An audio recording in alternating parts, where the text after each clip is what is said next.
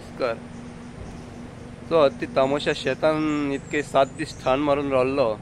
तो राती ते व्हाळ क्रॉस करून आमच्या हायवे सायडीक जी बागायती आसा, आमची गवंडी आणि शिरोडकर कुटुंबियांची जी बागायती आसा, त्या बागायतीत नासधूस करून गेला राती कडेन.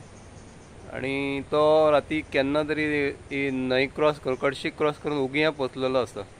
उगिया का अजून व्हिडिओ उगियाचो काय काडूंक मेळना, पूण उगिया गेला तो न्हंय क्रॉस करून, तेजे मार्क दिसता. राती कडेन तो ह्या आमच्या बागायतीन सगळे कवाते केळी सपाट केल्ले आसा.